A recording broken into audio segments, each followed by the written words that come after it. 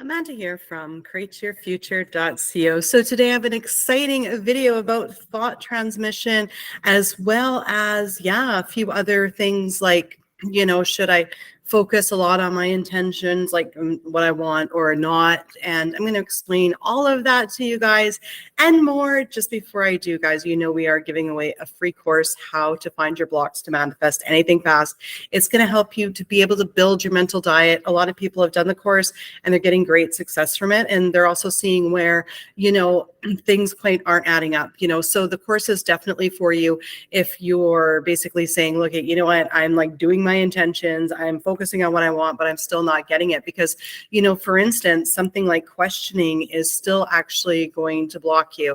It's going to, because questioning why something isn't here, or questioning, what other people are doing, or questioning anything, to do with your manifestation actually isn't focusing on it. It's actually focusing on the lack of why you don't have it. So that course goes into little things like that, we may not realize are actually, standing in the way or, of what we want, right? So, and again, guys, what?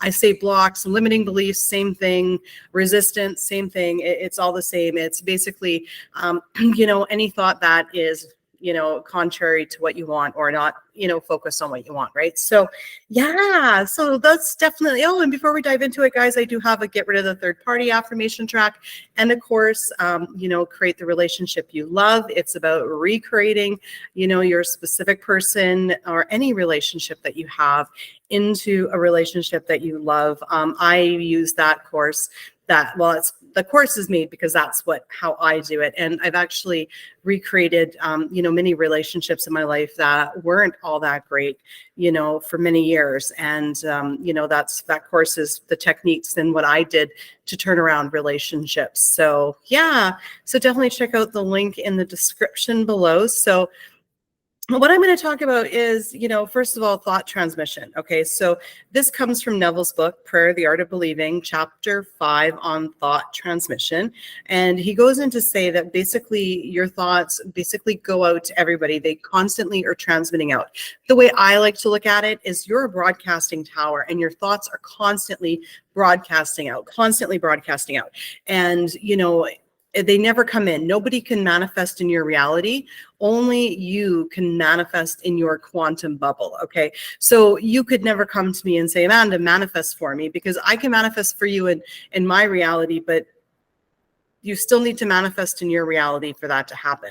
Okay. Do you get what I'm saying? So if, for instance, Jerry came to me and says, Amanda, manifest me being rich. And then, but Jerry's like talking negative about it. And I've got the feeling like Jerry can't do it. Then I can't manifest in Jerry's relationship, like in Jerry's reality, because I'm thinking, oh, Jerry is just not going to do it. Do you know what I mean? So, in order but you can't rely on other people. So if you come up to me and say, I need you to manifest for me. Okay. So right there, that's saying, okay, I can't manifest it. You got to do it for me. No, that's not going to work. You have to manifest in your reality. Okay. So you've got to look at it from the point of view that nobody can manifest in your reality, because nobody can unless you think they can. But if you think they can, then you're manifesting it, but you have to believe in yourself that can be manifested. Do you get what I'm saying? So it can get complicated. So the best way to look at it that I found is that only I can manifest in my reality. Now, the reason, so that's like the other thing, right? So if you think somebody can manifest bad things in your reality, you're actually giving them the power and you're the one that's actually manifesting. So no one's actually ever manifesting in your reality but you, because if you believe that someone can manifest in your reality, then you're really manifesting, not them, because your belief that they can manifest in your reality is you manifesting. Okay. Do you get what I'm saying? I intend that that's crystal clear. Right. So the bottom line is only you can manifest in your reality. Okay. Nobody else can manifest in your reality. And if you want someone else to manifest in your reality, all you have to do is believe they can manifest in your reality. But then again, they're not doing it. You're doing it. Okay.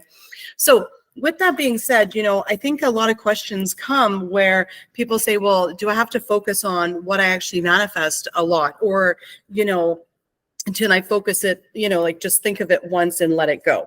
So let's talking about letting go and detachment. Okay. So letting go from what, and this is what I personally believe, right? Is letting go of the old story, letting go of the negative, letting go of all the limiting beliefs, all the doubts, all the worries. Okay.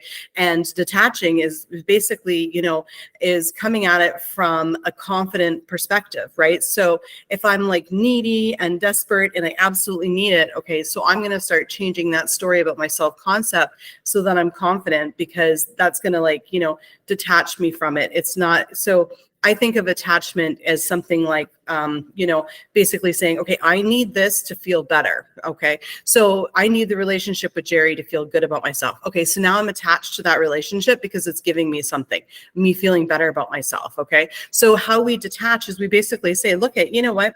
I feel good about myself, regardless of having a relationship in my life. And I intend to have a relationship with Jerry. Okay. So right there, okay, you're creating that you feel good about yourself and you're not attached to that relationship with Jerry. Sure, Jerry's going to come in and bring a whole lot of great things into your life. Okay. That's going to enhance it and enrichment. Okay. But it's about not being dependent on that relationship to get those things, right?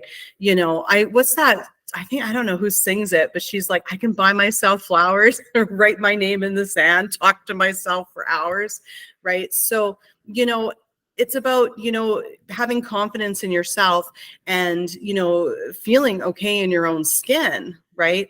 And, wanting to have things in your life because they enhance your life, not because you're attached to them to get some of your basic needs met. Do you know what I mean?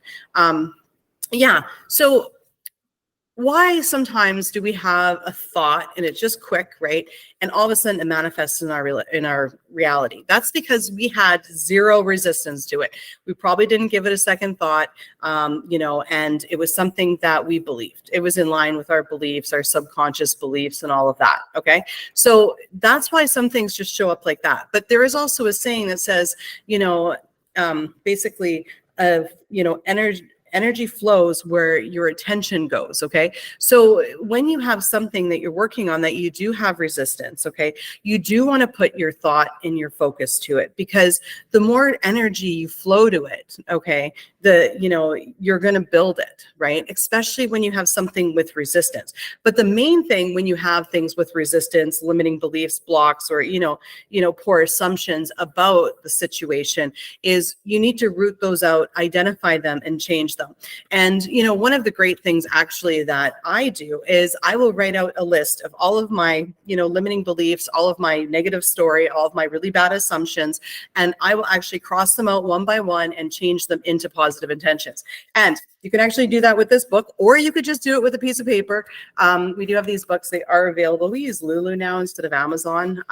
But there is instructions in here, and also I'll skip the pages that I wrote on. And it basically walks you through it. So this is going to help you build your mental diet, or you can just do it on a piece of paper.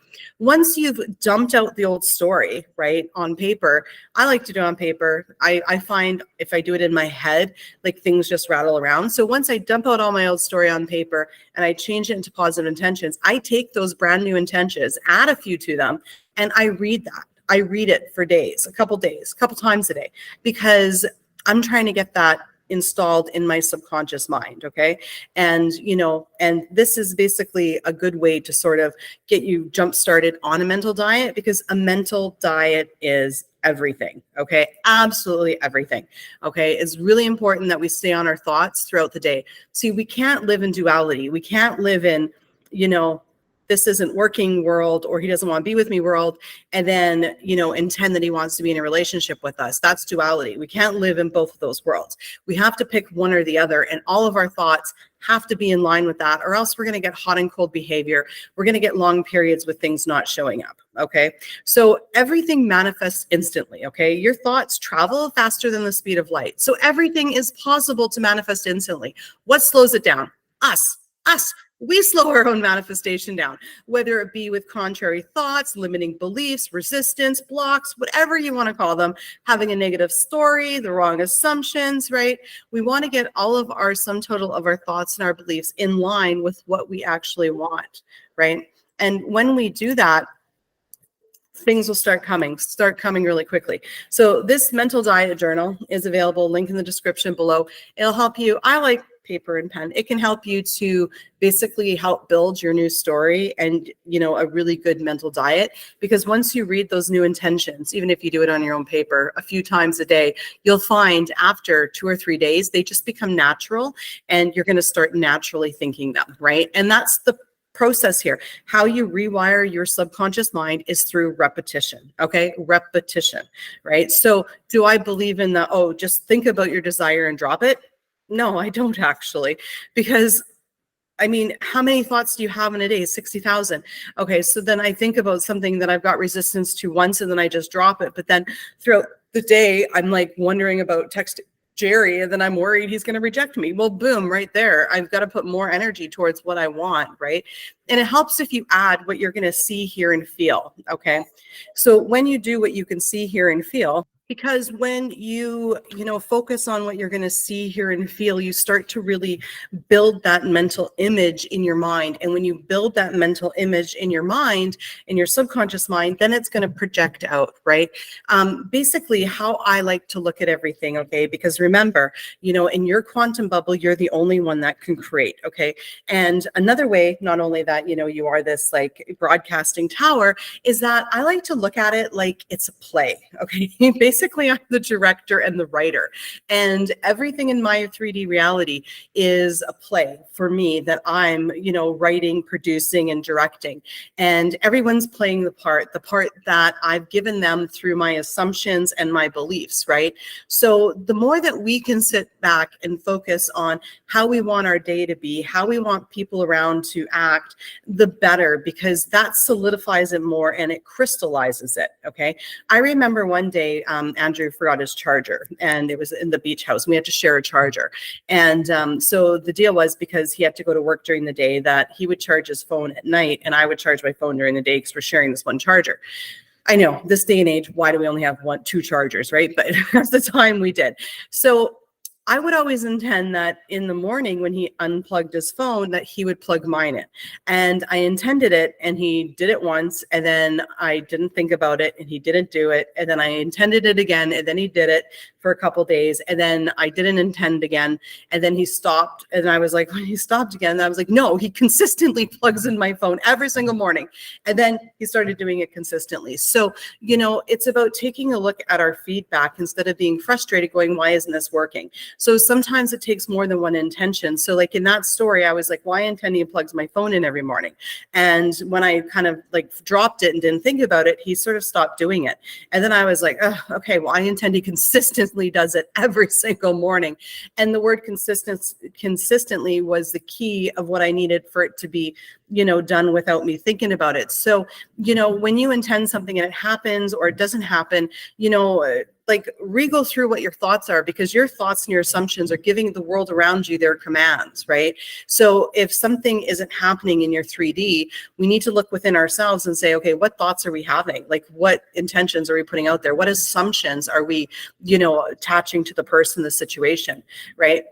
And so that's why, because, I believe that, where your energy, your attention goes, energy flows. That's what I believe. So, I've done a daily manifesting journal, and I, again, made this because I personally like it. Now, this journal is basically, to help you to build your belief in the law of assumption, because you can put your goals in there, affirmations, and also, visualize yourself receiving each goal. So it does have instructions in it. It's a great little book. Basically, this daily manifestation journal can also help you get towards your big goal, okay? So when you're working towards your big goal, what I like to do, okay, is I like to basically work backwards, okay? So like, say to myself, look, you know what? I want to get married. Okay, great. So then before that, I need to get engaged, okay? And before that, I need to, basically, I don't know, start living with somebody. And then before that, I need to basically be in a committed relationship. And then before that, well, I need to be dating someone. And before that, well, I need to meet someone. Okay, if you haven't already met someone. So, and basically what I do is I will, write goals for each step of the way. And I will also put in there what I'm going to see, hear, and feel. Okay, so living from the end is going, okay, if I already had the relationship that I wanted, what would it be? Okay, well, we would have date nights, we would text all the time, da da da da da da da. So, I like to break down my end goal into smaller little chunks, because then I feel good about myself. But if you want to go straight to marriage from basically just having a crush on someone, so be it. You do you. If that works for you, great. This book can be used basically either way. It can be used to, basically every day to focus on your big goal. What is your big goal? What are your little goals today? So your big goals, let's say to get, to move in with your specific person. Okay, great. What's your little goals? Well, today he's going to text me or she's going to text me funny pictures. He's going to ask, she or he's going to ask me out on a date. We're just going to use the name Jerry. Jerry's going to call me every morning and ask me, how I'm feeling, or he's going to call me every night. Jerry's going to call me every night and ask how my day was, or we're going to watch movies together, eat dinner every night, something. Okay. So basically it's about, taking a little bit of time each day to actually focus on what you actually want. Okay. And this is very important. Okay. Because if you had, a great story and no bad assumptions, no limiting beliefs, nothing like that, then you would already have what you wanted the minute you thought of it. Okay. So, I'm not saying this to try to discourage anybody. I'm basically saying if something that you want isn't showing up the way you want it right now, then we need to go in and take a look at what the director, the writer is instructing everybody in your play to do. Okay. And that's what's going to get you there quicker, identifying, what thoughts that you're having that are sort of slowing it down or making it not happen. Right. So yeah, this daily manifesting journal can also be used to build up your belief. Of course, you can do this without the journal, definitely link in the description. But if you can also do it to build your belief in law of assumption, because I think one of the major things about the law of assumption is actually believing and having confidence in yourself. Okay. So when I make an intention, I'm like, yeah, it's going to happen. Okay. But if I make an intention and then I'm like, oh, I don't know if it's going to happen, blah. No, that doesn't work. You need confidence and belief that your thoughts create. So a really, really good way to do that, and this is how I built it up, and it's worked for many of our subscribers and clients, is to actually write a little list of little things that you want to manifest every single day, whether it be someone buying you lunch, someone bringing you lunch, someone buying you coffee. So things that are, recognizable to you. Okay. Coworker wearing a certain color shirt, SP changing their profile picture, something. Okay. And you do these little lists every day. You do like 2 or 3, and then every day 2 or 3, and then just watch as they show up. Okay. And that's going to build your belief. So you can use the journal for this as well. There's instructions on how to use it both ways in the book itself, or you can just do it on a pen and paper. The point here, guys, is to focus on what you want and to build your belief in the law of assumption and everyone as you pushed out. Because everyone as you pushed out, thought transmission is the basic way that this works. Okay. So when, like I said, your broadcasting tower, nobody can manifest in your reality. You have all the power. Okay. If you think somebody can manifest in your reality and you believe it, then they can, but they're not actually manifesting. You are. Because, like Neville said that everybody is like, this is him, not me. He said, everyone's dead, like behind their eyes. There is nothing there. Okay. They're all just basically your puppets, is what he said. Okay. So that's from Neville, not me, but that's how he describes it. Some people don't like to look at it that way. No problem. But the point is to look at it is that you're the only one with consciousness in your reality, and you're calling all the shots with everybody. Okay.